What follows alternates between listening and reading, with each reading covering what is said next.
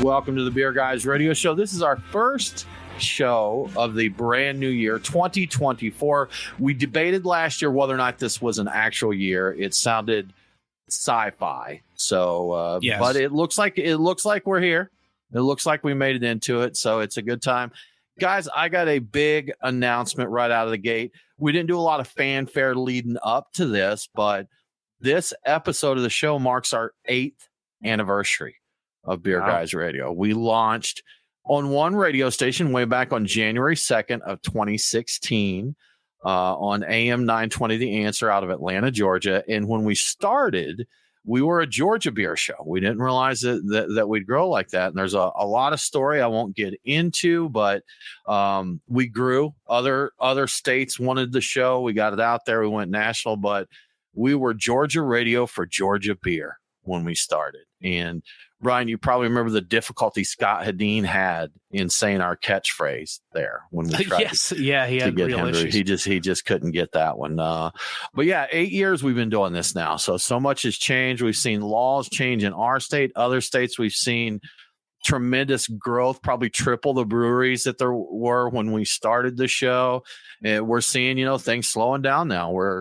I was going to say twilight years, but not the twilight years or middle age. You think craft beer's entering middle age now? It's 30s, maybe? We're mature. Bart Watson said we're officially in a mature stage of craft beer. So right. We're no longer growing and exploding, but I don't think we're at a point where we're going, I don't know. I'm not sure how soon the middle age goes downhill and starts declining, but I don't know. We are officially mature, and I think we're still technically growing as of the last numbers. So. It's good to be mature. Yeah, we were. So the Brewers Association, if I remember correctly, around 420 brewery openings and around 385 closures last year, which means we still ended up with a net positive in the number of breweries. So unfortunately, we did see a lot of our friends close their doors and others. So I'm sure there's more of that to come, but craft beer will survive. We'll make it through all of this. So, for sure. Yeah. Rich, Troy, thanks for joining us. Happy New Year to both of you as well. Hope it's a great one for you.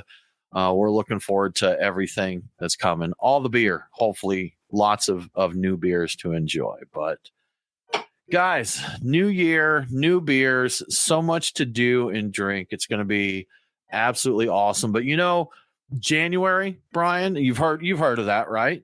Nate, you guys familiar with January? Yeah. Okay. January. Yeah. So a lot of people decide to do dry January, and there's actually, to the point, it's become unpopular enough that there are certain campaigns kind of anti-dry January. I think Yes. I think Beervana, the blog Beervana said pub January. You don't have to drink. Just go support your pubs or whatever. I saw that. But yeah. there's people, we've heard the phrase in the past, damp January, where they cut it down just a little bit.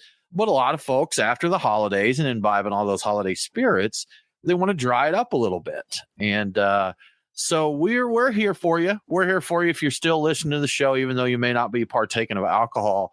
We have done the homework. We have dabbled in non-alcoholic beverages. And we've got a few suggestions for you here. There's a lot of NA beer now, guys, which a ton. I remember. I remember, quick story, when I was like 12 years old, the local health food store had a non-alcoholic beer called Texas Select. I still remember the name. And me and my buddy went in there and bought a can of it and I think now that you still have to be like 18 or 21, a lot of places to buy even NA beer, but they sold it to 12-year-olds at the time. And we were walking down the street drinking this NA beer, passing it back and forth, and we got busted by the police, man. He pulled up and he's like, "What do you guys got there?" And we're like, "It's a non-alcoholic beer." And he took it and looked over it and stuff. And he's like, "I was wondering, seeing two kids walking down the street sharing a beer." So I think I cried. I believe I was so upset that I got busted that I believe I teared up a little bit. I thought I was going to go to jail for my non-alcoholic beer. But things have come a long way since my Texas Select days, or even the O'Doul's and Sharps and that. Brian, one brand we've watched since it really got off the ground is Athletic Brewing. We've connected with those guys. We've had them on the show a couple of times. They've just grown tremendously. They were good when they started. They're even better now. a huge variety of NA beers. And I think anytime you see a conversation about, hey, can you recommend non-alcoholic beers? Athletic is almost always thrown into that mix. They've got a Run Wild IPA. They've got Upside Dawn Golden Ale. They do a lot of small batch stuff, the limited beers, just like your craft brewery does. So that, right out of the gate, we've got to throw Athletic out there. If you're going dry and you want that beer taste, if you just enjoy the taste of beer, that is a good one. So, Nate, outside of Athletic, what's some of your recommendations? And you're being the cocktail guy, any cocktail recommendations, NA cocktails? Yeah. So I really got into Drink Monday, which is a brand that when I got into them, I had the whiskey, the gin, and then they had just released their mezcal. And so I was making old fashions. I was making gin and tonics. I was really anything that was spirit forward. I was really liked making non-alcoholic whiskey sours with the whiskey substitute. I got into, there was another brand that you fellas had at the studio that was like another whiskey alternative, and it had a big 76 on the bottle.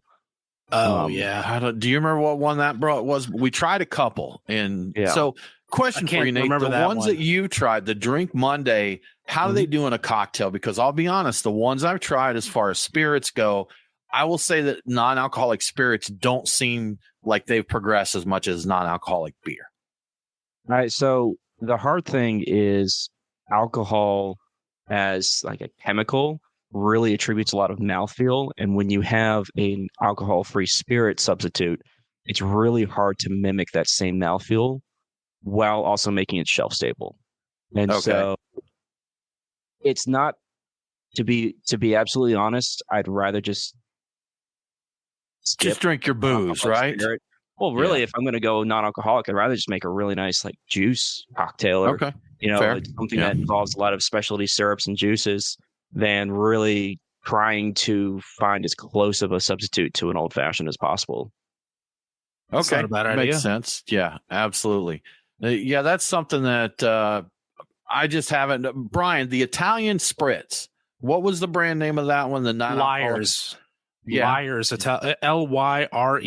think is how you spell it. Liars. And for my money, that's the only brand of NA spirits I found that I thought I'd buy this, and I did, and actually made like NA the Aperol Spritz, and I did the NA Campari with it. I think not Campari, the Negroni. And I messed around with those, and I really liked them. And those are impressive. I think that's worth it. And the one that Nate's talking about is spiritless. Spiritless. Okay, gotcha. So if anyone listening has any recommendations of good non-alcoholic spirits, we'd love to try some, because we haven't found any. Now, like the Spritz, that was good, but as far as your core liquors, your bourbon and such, your tequilas and that, we haven't found any that we feel is really a great substitute for it there. But back to beer, Brian, what's your NA beer recommendations? So I always love Bravis's Peanut Butter Dark whenever I see that, and I'm in the mood for something that's you got to be in the mood for something heavier. It's definitely not low calorie, so if you're health conscious, it's not the right choice. But in terms of being a really excellent non-alcoholic beer, if you're in the mood for something that's like a peanut butter stout, that I don't think you could do better than that. I am quite the fan of Bitburger's 0.0 pills. I found that to be very, very acceptable for what it is. And then also Guinness 0.0 is extremely close to the real deal. And I would never be upset about getting that. It's really tasty.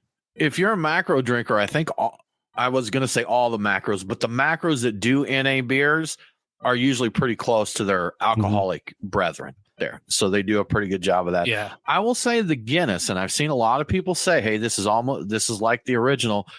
I think they missed the mouthfeel mark on that one. It doesn't seem to carry quite the same as a regular Guinness. But if you're the type that a pint of Guinness a day is kind of your go-to, and you do that and you need to avoid alcohol, it's definitely going to fill in, that gap for you there.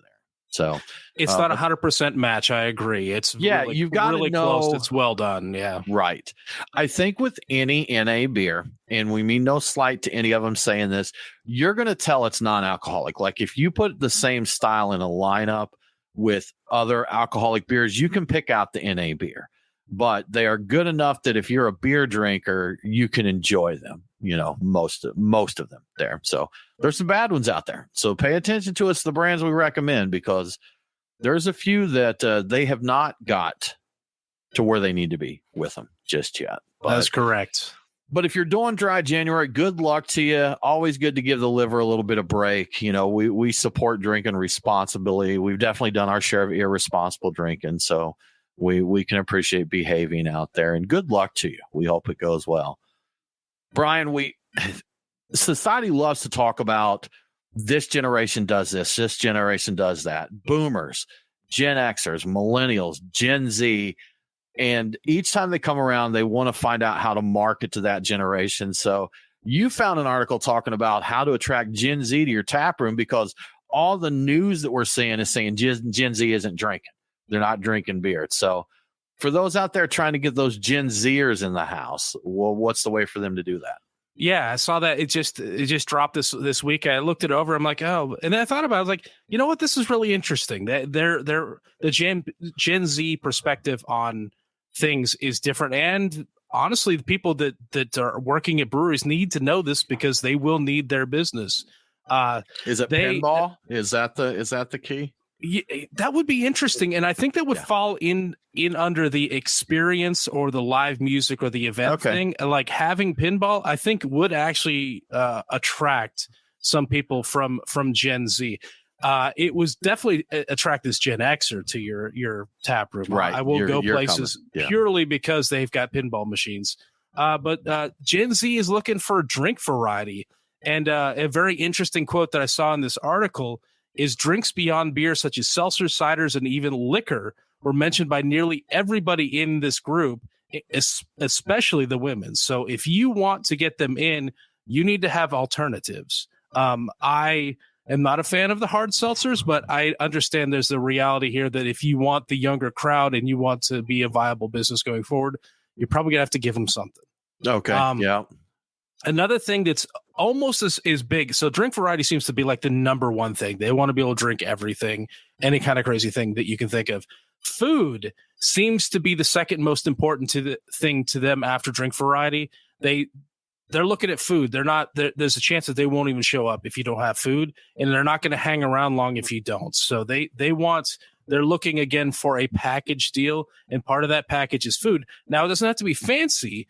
There was a little bit of a note in there that they're more likely, if you had a salad, if you have a menu and it has a salad, Gen Z is going to be the people that eat it. But your traditional pub fare, your pizza, your wings, that sort of thing, that's going to be enough to bring them in. They're looking for something. They want the drinks, but they also want some food to go with it.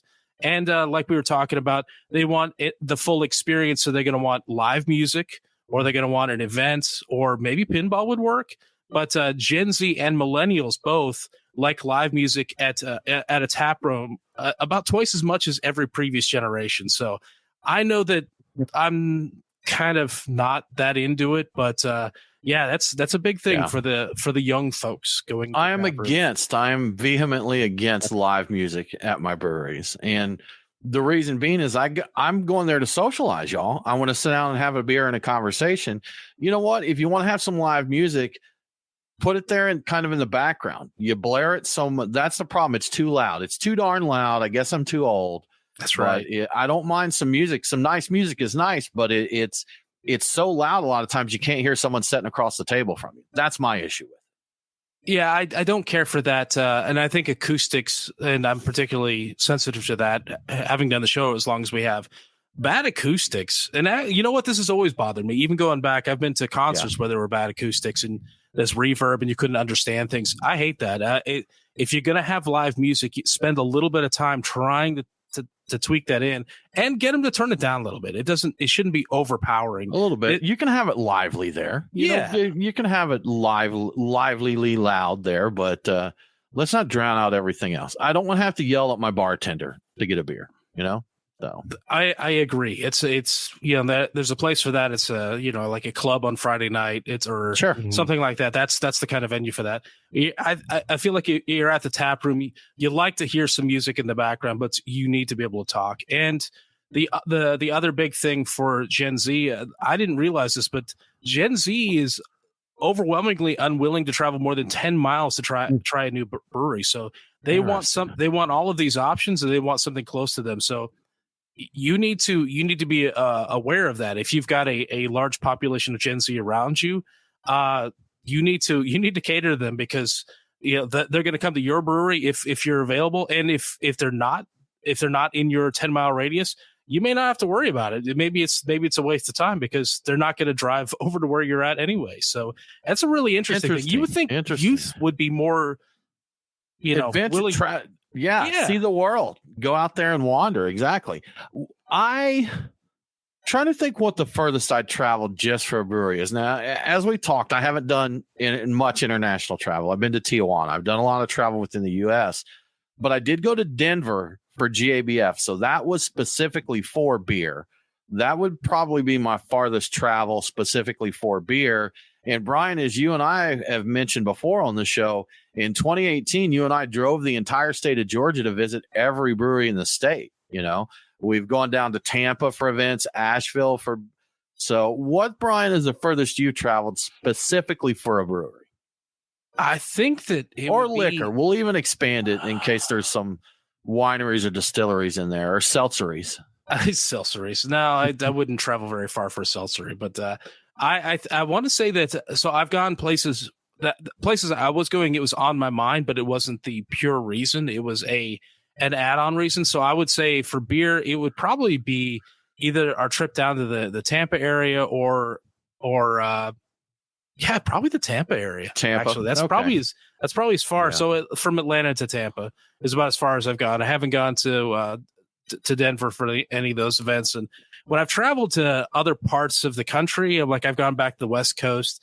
Wasn't specifically for beer, but beer was a very large priority. So yeah, I think with me, it's a lot. There's travel that I'm like, okay, I got to find the breweries here. It may not be correct. When I went to San Diego, it's like, okay, I'm going for work, but there's going to be beer. And you know what? Shout out to my day job. The VP of the company is like, hey, there's a Stone Brewery like 2 blocks away if you want to run and grab a beer at lunch. I'm like, that is a fantastic idea. So, it's good times. Ron Smith chiming in. His first beer on was Texas Select. His first NA. It was awful. So thanks, Ron. I appreciate that. So, yeah. It was. I tell you what, though, as a kid, I thought it was the coolest thing until the popo busted me. But yeah, so that was fun. And Nate, how about you? What's the furthest you traveled just for alcohol?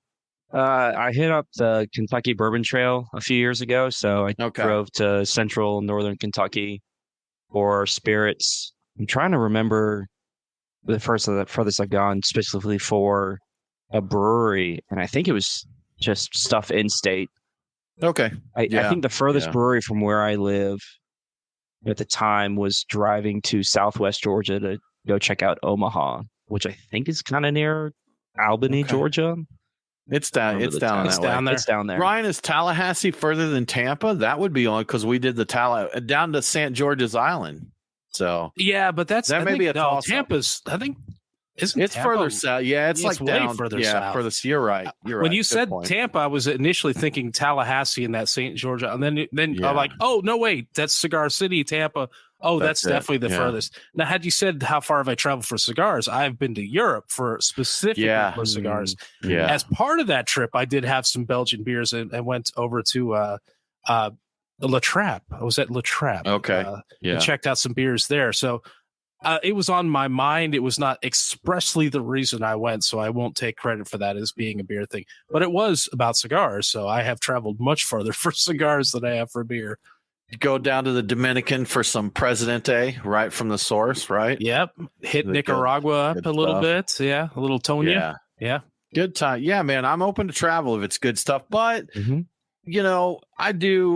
keep more local now. In all honesty, I've got a few breweries that are kind of my core. And for someone in the Atlanta area, I'd say I travel quite a lot for beer. because even going to the other side of town, a lot of people are like, oh, I haven't been there because it's just so far. I'll go. If the beer and the atmosphere and everything's good, I'll make the trip. So I think Atlanta, the amount of distance and time we will spend in our car is way out of skew with the rest of the country, because people don't have to drive that far or spend that long in a car to get across town. So what we think is like acceptable is kind of on the outskirts of like sanity for other people, though I found a lot of people here that don't. So, I'm in the suburbs. I'm up here in the suburbs in Woodstock, which is about 25 miles north of Atlanta. Brian, you're in Atlanta proper. Nate, you're closer in the suburbs there, but I've got friends here that haven't been into Atlanta in nearly a decade, that they just don't go in. Crazy. And I know people in Atlanta that think coming out to Woodstock is like flying to Europe, It's like the sticks. Yeah. Yeah. So it's in there. I'm one, I travel all around and don't have a problem with it. It's nothing for me to do an average Saturday. I'm doing 50 miles, driving. So anyhow, moving right along, guys, beers of the week. Nate, what are you sipping on this week? So right now in my glass, I've got the Tripping Animals Bloodfang, which is an American pale ale. It's really tasty. It kind of tastes like there's a little bit of citrus added to it, but there isn't. It's just, I believe, Amarillo and Simcoe hops. Just the hops character there? Just the hops character. It's like, yeah. And then on deck, I saw that Brian had this beer on his beers of the week, and I happen to have a can of it in my fridge, so I decided to do it as well. And it's the WeldWerks Extra Juicy Bits, that New England fancy IPA that recently came out. So that is my second beer for the week. Okay. I don't think I've seen that one. I've had lots of juicy bits in that, but I haven't not seen extra juicy bits there. It says something. It very on the can. It says something about it being like an extra dank beer. So dang. So really excited for it. Mm-hmm. Awesome, man. Good stuff. Brian, what are you sipping on? Extra dank, all about it. So right. I pre-gamed with Silver Bluff Brewing's Hazy Holiday IPA made with spruce tips, because I'm a sucker for a beer made with spruce tips. It's a good beer, and they're in Brunswick, Georgia, so that was close to where I was. I'm getting ready to pour the WeldWerks Extra Juicy Bits New England DIPA. So New England DIPA. The DIPA. And DIPA. If I get to it, Sierra Nevada's newest seasonal is out, and I've been such a Sierra Nevada whore like for the past year, starting with Summerfest. I'm just like riding the trail of all of their seasonals. So Hop Bullet Magnum Edition, which is the Imperial edition of what was just a double IPA, I think. So the Magnum Edition. So that's up next if I get to it, if I'm still upright. So find out about that. How about you, Tim? What are you having? I am currently sipping a little local love here from Round Trip Brewing. I have Instant Crush or Instant Crush. It's got a couple dots over the U in this. And this is an extra pale Kolsch. And it's really good. Really, really nice. These guys they're making a come up here. Round Trip's been around for a little while, and everything I get from them, I've really been enjoying. So that's in my glass right now. Coming up next, man, I'm going with the season. I have from Timber Ales Pancakes by Campfire. And this is I think it's, I lost the ABV. It's like 6% or something. It's not crazy ABV, but it is a snack size stout conditioned on maple, coffee, and bananas. So I'm looking forward to checking that out because it sounds mighty tasty. That's bananas, Tim. It is bananas. It is absolute bananas, literally. And so I'm almost done with my Kolsch, so I'm about to get some stout in the glass here really, really soon.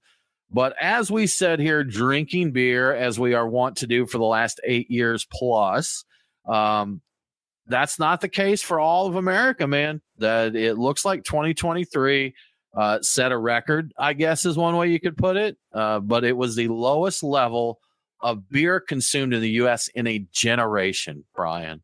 Yes. It's those darn Gen Zers again, not going I blame them to their breweries. But share the details on that with us. Yeah, for the first time since 1999, beer shipments were on track to fall below 200 million barrels for the year. This is according to Beer Marketers Insights, aka BMI. Beer lost ground to other forms of alcohol and people who are just giving up or cutting back on alcohol in general. a lot of new non-traditional alcohol products were introduced to the market in the last year, and that even further back, really. And it's getting to the point where consumers may actually be overwhelmed with the available options. So you feel the need to try new things. I do this. I go into a beer store, a liquor store, package store, whatever you want to call it. I'm looking around. There are all these like pre-made cocktails, and I'm kind of into cocktails lately. I'm like, oh, I kind of need to try that. I mean, I see a new Negroni. I'm like, well, I need to know what their take is like. And so these are dollars and, drinking time that I'm spending trying these out that would ordinarily go to a newer beer. So I can feel this. I definitely in my own life. Leading in losses this year in terms of the volume of beer is Anheuser-Busch, which is not too surprising. But it's not just because of the scandal we talked about in the last episode from last year. They also just lost ground in other products, too. They've lost ground in seltzer and other things. And other Bud Light competitors, a.k.a. the domestic premium category, which apparently includes all the light brands, they're seeing declines in volume as well. But as we've heard before, the big beer makers are making up for these losses in volume with raising the prices. So dollar sales and profits have actually grown despite the volume decline. So we've heard this before in other studies throughout the year that they're making it up in just the price of the beer, and people are trading up a little bit in their beer buying as well. So I think we're seeing a little bit of that even in the stovepipe cans that are out there in the market. It's instead of maybe getting some inexpensive cans, you're getting a higher priced, higher alcohol thing. So a lot of people are trading up. In addition to that, another thing, apparently, was it Negro Modelo is the big one that people are trading up to? It's pricier. It's it's in that same kind of range, but there's people are spending more on it. So there's a lot of interesting things happening here. But in terms of actual volume, it's down. So. There was talk on Twitter the other day. The beer Twitter crew was talking about just the cost of a 6-pack these days. And they were asking, what do you pay for a 6-pack? It seems like $12 is kind of a point that I see a lot right around. And anymore, even the $10 6-pack seems tougher to find. Those are special deals when a brewery runs it. And really, you think about it, for drinking beer at home, $12 a 6-pack, that's a lot. I mean, it's a good amount of money to spend on 12 ounces of liquid, $2 a can. What's the price per ounce? I'd need to do the math, but the PPO police are keeping an eye on that for us there. But I think, and really, life is expensive now. There's been all kinds of studies with how income is related to inflation, and that, like the minimum wage, I think, hasn't been raised since the 90s or something, somewhere in there. Maybe I think later than that, somewhere. Yeah. But anyhow, it's been $7.25 for a long time, where the cost of rents are doubling and tripling. Wages are not keeping up with that. So unfortunately, beer money is going to take a hit there. That's for sure. As a silver lining, I could totally see all of these increased prices for everything pushing people back into home brewing. I don't know. I haven't been following the numbers and the trends on that. It may be harder to even track that kind of information, but when you're looking at, 6-packs being $12, I can see a strong argument for somebody saying, well, heck, I can make a lot of beer a lot cheaper than that. And maybe I can't replicate exactly that, but I can make something I enjoy drinking for a lot cheaper and have the pride of having made something. Like, not only am I drinking cheaper, but I made this. Okay. This is good. So I think it's possible, Brian. Still. When we were home brewing more, was there ever a time you felt like us doing that was saving money? Oh, no. Absolutely. Okay. Right. Absolutely right. not. Exactly.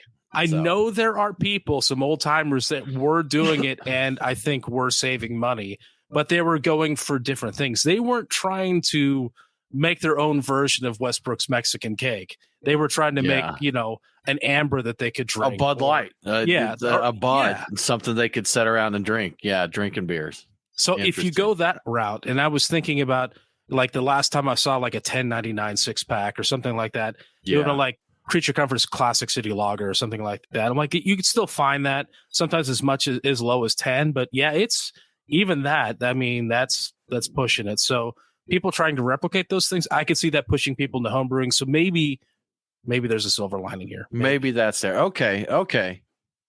Totally wrong, but okay, Brian. Okay, there. No, but yeah, and you know what? Either way, homebrewing's fun, man. It's fun to make your own beer and enjoy it there. So moving right along. So we want to give an update because, Brian, we talked about the Treee House lawsuit and the allegations against Treee House, and there's been some spicy updates to this and some info that they came back with about the person making this accusation, the return that they got on their initial investment, and some other thoughts. So what's the scoop there?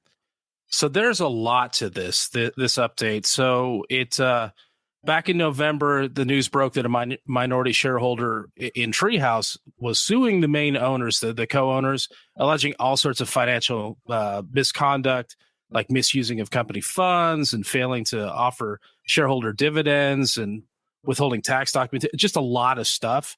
And this week, we've learned that the co-founders, Nate Lanier and Damien Goudreau, have filed a response officially denying all the claims, and they itemized all of it. It's extremely thorough. I was looking at the Brewbound article. There's a lot to it, but the big headline to this that you were alluding to is the minority shareholder Eric Granger invested $10,000 in Treee House in 2012, and he got 2% ownership for this.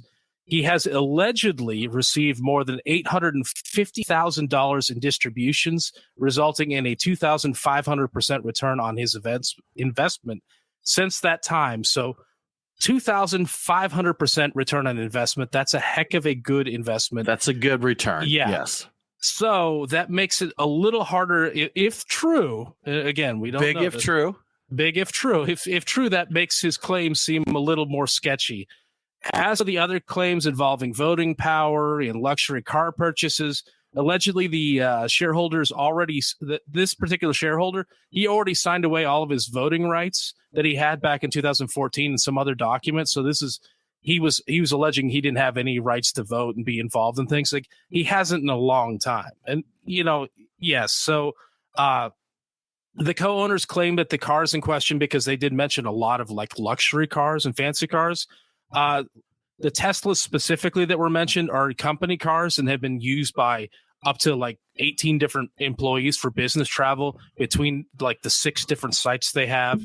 And it's that there are some things in there that sound questionable. Like, there's a few cars that are still that they called company cars that sound like it's just the company officially owns them, but the owners really are using them. So there's like the company Ferrari. Yeah.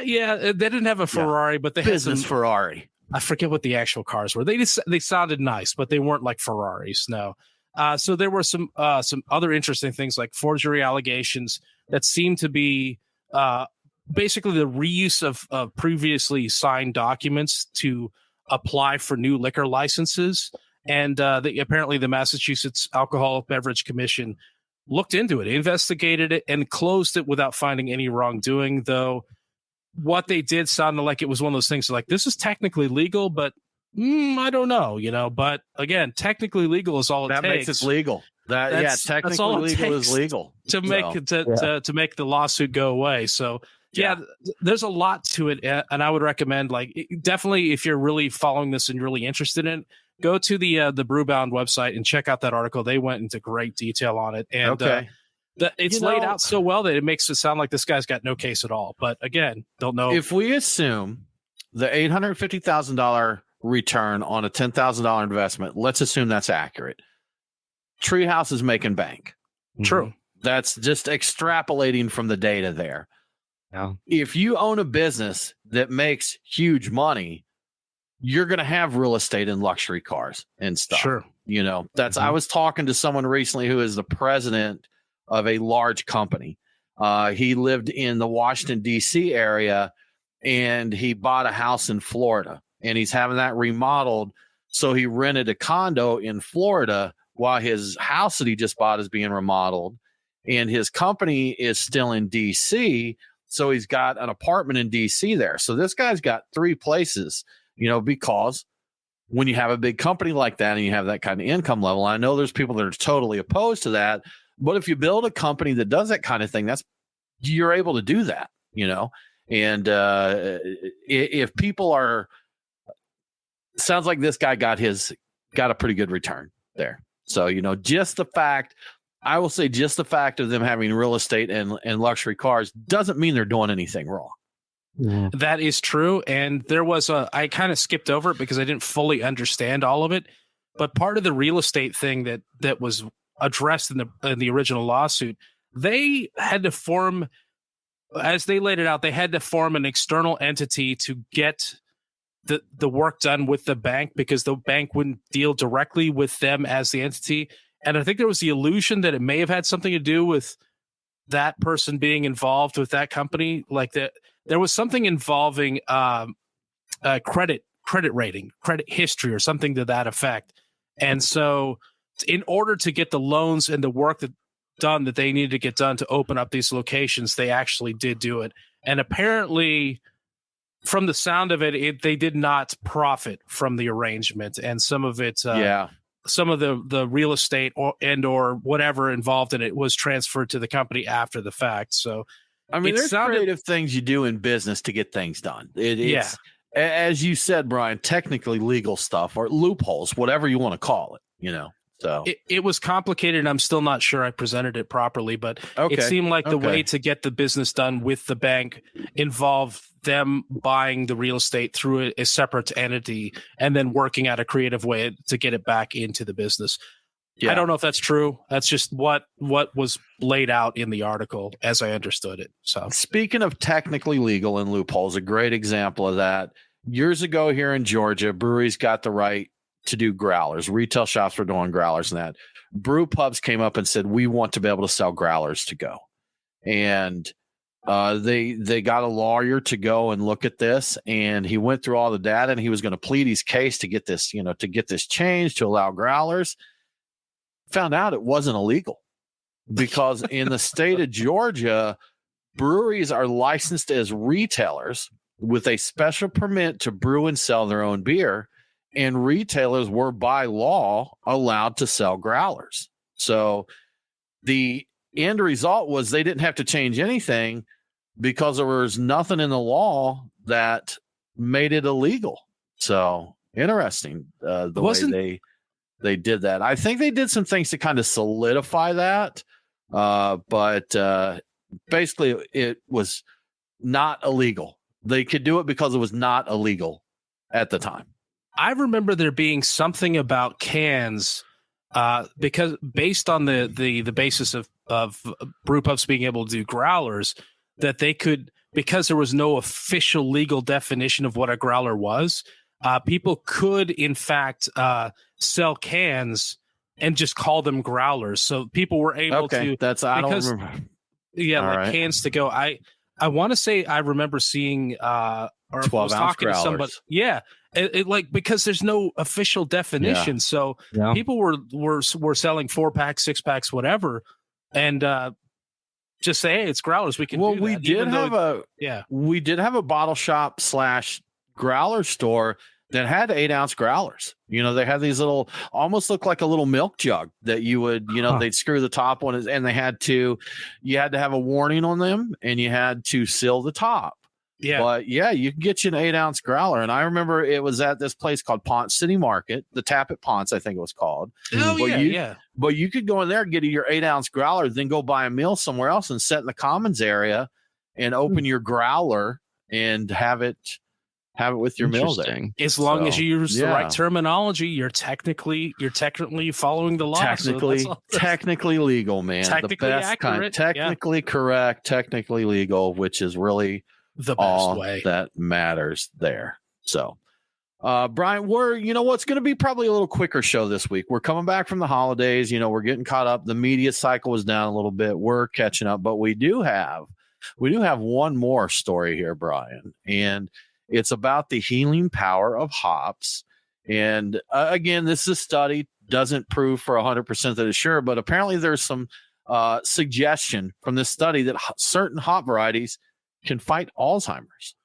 Yeah. So it's an Italian study, and the researchers investigated the therapeutic effects of hop extracts from beer, apparently, on Alzheimer's disease pathology. They noted that hops have the antioxidant effects that may be useful in preventing the condition. We've heard about the antioxidant properties of hops before, so that's nothing new to us, I think. But they found that certain hop extracts may inhibit the buildup of amyloid beta proteins in the brain, which is a key marker for Alzheimer's disease, particularly when they're taken in a long term. So it's kind of a cumulative effect or a long-term treatment. The study stopped short of saying that drinking hoppy beer might prevent or reduce Alzheimer's disease, purely because they don't know if the benefits of the hop chemicals are diminished due to the presence of alcohol. They didn't study that. They isolated the various hop compounds and oils and acids and whatnot. However, if you have your non-alcoholic IPA or your hop water, out there, you might actually be setting yourself up to prevent Alzheimer's because that there's no alcohol there to worry about. So we know that in certain cases, this does seem to have a beneficial effect. The study investigated 4 hop varieties: Cascade, Saaz, Tettnang, and Summit. And they found that Tettnang had the most effective antioxidant and radical scavenging activities, which I think is a positive thing, even though it sounds weird. That sounds crazy.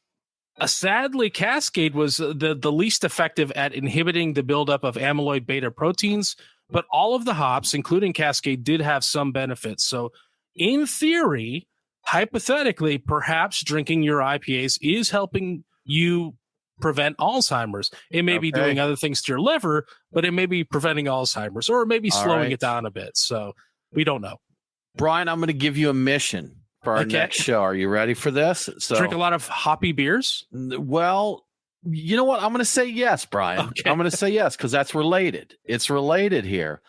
Apparently hops have one of the strongest, I forget the name, I'm thinking it's phytoestrogen compounds of anything. So apparently there are concerns that highly hoppy beers can basically introduce estrogen into the body. I've heard about this. I looked up a little bit. The documents that I found were like medical studies and reviews that were very technical, and I didn't dive into them deep enough. It's called like pH8 or HP8 or something like that. But there you go, Brian. Find out about estrogen in hoppy beers, and we'll talk about that next week. We'll see what's going on. All right. I have to look into that. We'll see. I want to say because of the compound is different. It's there was thought to be a connection, but there's no proven connection based upon what I've heard. But I'll look into it. I'll see the estrogen. Okay, because it was.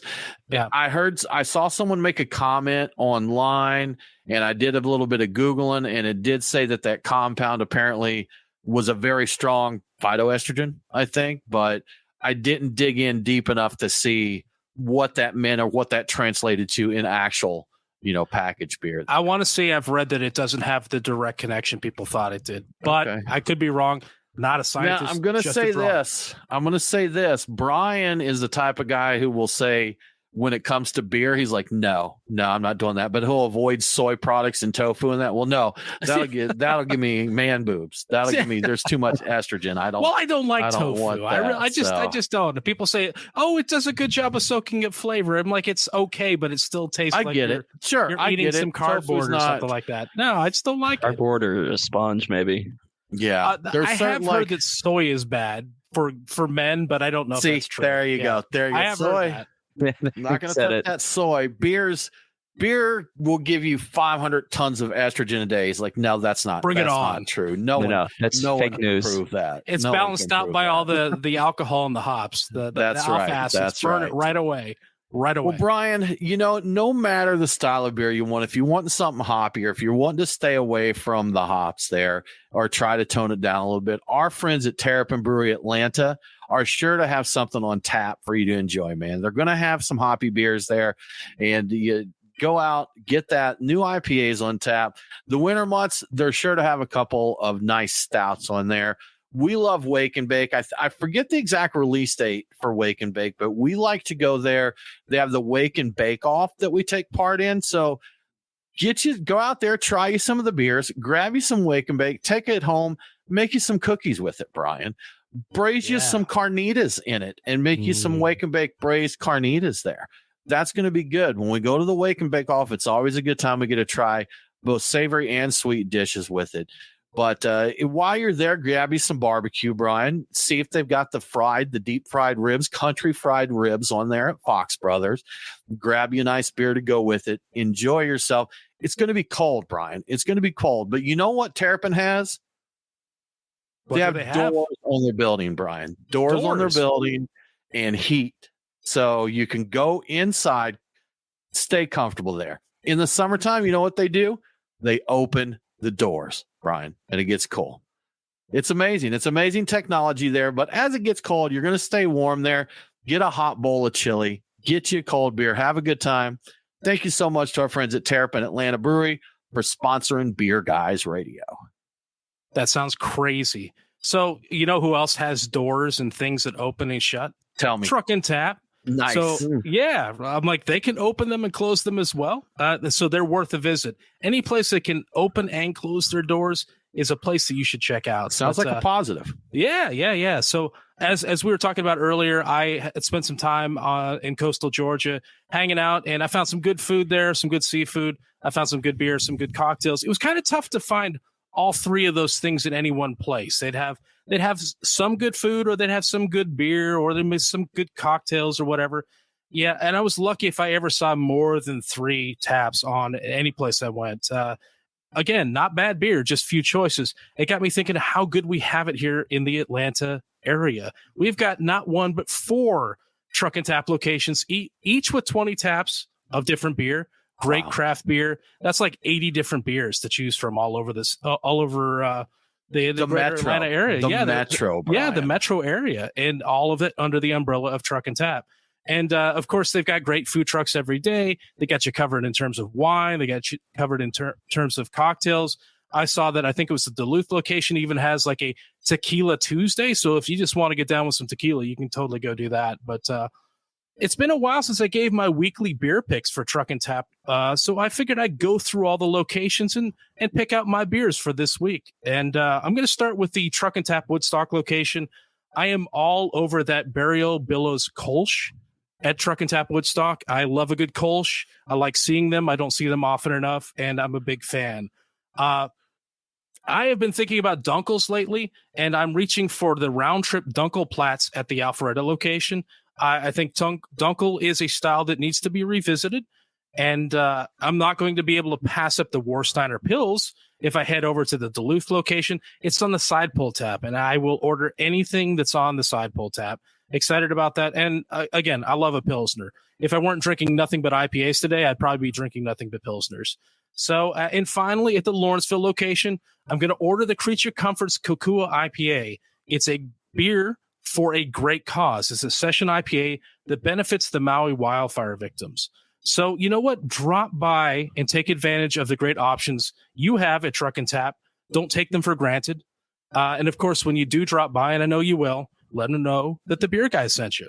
Try the doors while you're there. Yeah, the doors. Don't take our word for it. Don't take our word for it. Try them out. If they don't open, it might be because they're not open yet. So you need to wait around a while and then try them a little later. The doors only operate during certain hours, FYI. That's right. So when you check it out there, it out there, guys, I am currently sipping on my Timber Ales Pancake by Campfire, and y'all, this is great. Have either of you had this beer? I had it. Have you had it yet? Yeah. So this is, I mean, it's not, I love when they do these beers and you get all the flavors in there, but it's not cloying. Shout out to Southern Tier for we were talking pastry stouts the other day, and I think before the term pastry stouts even came to be, Southern Tier had beers like creme brulee that you take a sip of that and you could actually look in the mirror and just see your teeth just diabetes from the sugar. Yeah, you could measure your blood glucose as you're drinking that beer. I loved it, but in very, very small doses. So this is one. And nothing, the coffee, the maple, or the bananas are not in your face. It's very balanced there. This is tasty, is my point, guys. This is really tasty. So if you have a chance to get Timber Ales, Nate, where is Timber Ales out of? We were talking about that earlier. I think you shared a link for me. I think it was New York, I want to say. Timber Ales, let's see. I'm going to look. But anyhow, I believe this is the first beer that I've had from Timber Ales, but I am definitely a fan of this one. Untapped has a pretty good rating on this. Timber Ales, New York, New York. Mm-hmm. New York, New York. So a session pastry stout. How great is that? Session pastry stout. We need more. What a time to be alive, man. So, but yeah, this is really good, folks.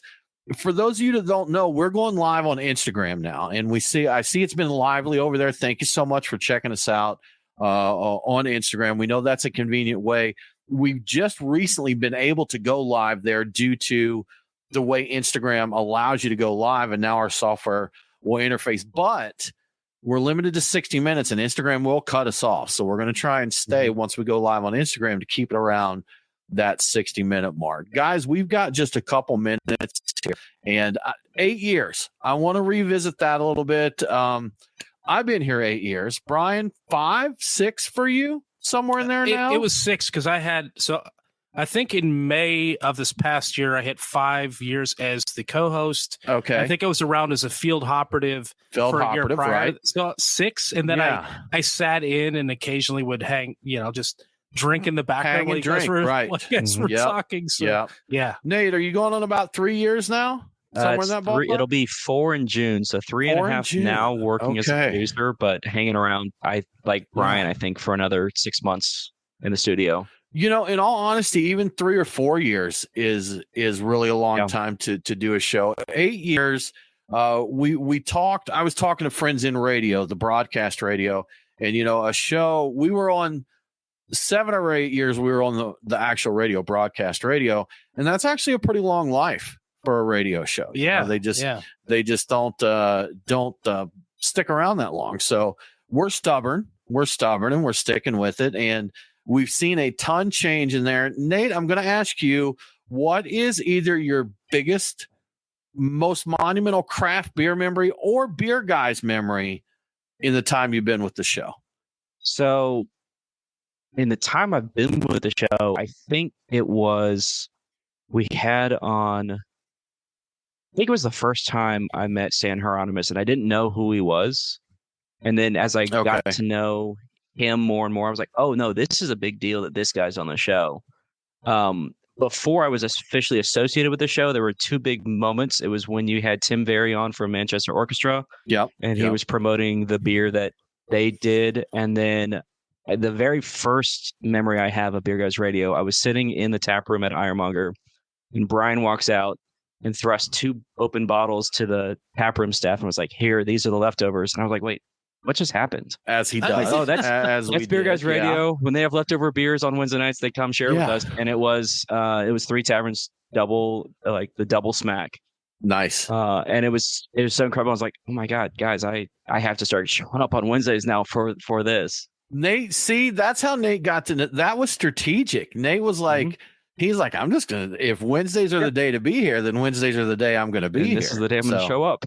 Well, congrats, Nate. That was successful. Yeah, I know those guys are going to open up way too many bottles and won't be able to finish them. Yeah, we did. Fair point. Yep, we did. Yeah. Brian, how about you? What's your most memorable memory?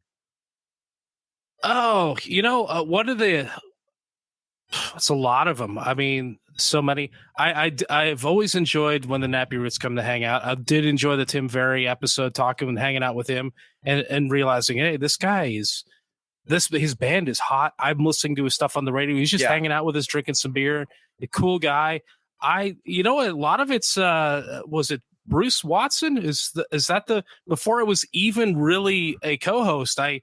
That's the first thing I ever did. I think was help interview him for the show. With Foreigner. And then we went backstage with him. So a lot of the stuff involves music, oddly enough, and I didn't really think about it. But yeah, there's been a lot of really great stuff. Just man, there's so many great memories. It's hard to pick just one. Did you have any particular one that you thought was just the finest of all times, Tim? So,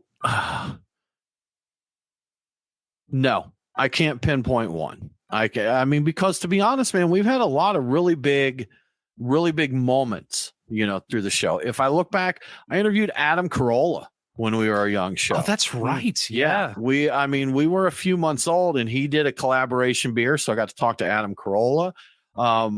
We met the guys with Nappy Roots about 6 years ago and actually became friends with them. So for me to become friends with someone who I listened on the radio in my younger days, and a couple of pasty middle-aged white dudes friends with Grammy nominated rappers, is kind of a crazy story.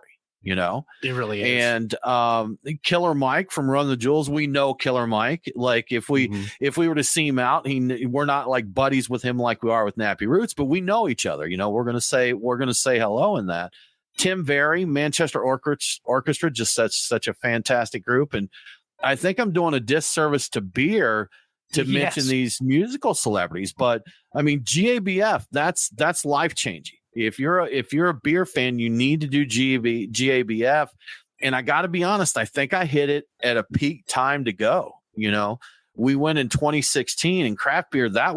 We were booming then. That was a good time to go there. Unfortunately, some of Falling Rock Tap House, that was the place to go, has closed. Sadly. So, but we went down. We've done Hoonapoo's Day. We've been up to Asheville. Stan Hieronymus. We talked to Sam from Dogfish Head. We've had all these. Right. Yeah. Oh, I forgot about all these amazing, great Mitch Steele, who has, become a friend. Mitch Steele, who, Stone Brewing, now New Realm in Georgia. And, these are guys that we hang out, have beers with and see around, at things. And, it's just the amazing people. Brian, we've helped to change laws. I mean, I guess we shouldn't, overlook that. In Georgia, when we first started this show, SB 63 was up to allow some direct sales at Georgia breweries. We had to have a baby stepping stone thing where they did tours and tastings with to-go souvenirs. But then we proceeded with SB 85. Nancy Palmer from the Georgia Craft Brewers Guild, instrumental. A lot of great people, brewers that have been at this for 20 years. So there's been a lot of significant moments outside of just a bunch of guys hanging around drinking beer. Politicians on the show. Yeah, we're changing the world, man. Senator Hunter Hill has joined us, and that's right. Forgot about that. Yeah, crazy. Yeah, it's been quite a ride. But 8 years, man, 8 years. It's been a good time, and we've had a lot of fun with it. But guys, any final thoughts as we wrap up this first show of 2024, our 8th anniversary episode? I'm looking forward to the 9th anniversary.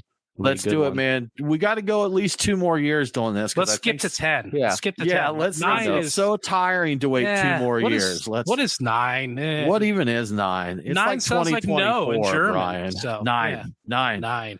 We should do that. We should say, let's plan now that our 9th anniversary, it's going to be 9, and we're going to do German beers. Oh, feature German beers. Yes. So, can German we do that Pilsners. Now? Yeah. See, Brian's like, I'm okay. Now I'm on board. I'm on board. Yeah. 9. Awesome, guys. Well, happy New Year to you, to everybody else. Thanks again for joining us. We appreciate those of you. We've had folks following us since day one, and we thank you so much for that. Thank you for the folks that are listening to us for the first time today. We appreciate that as well, and we hope you will come back. But, have a great week. Enjoy, and always do not forget to drink local. Cheers.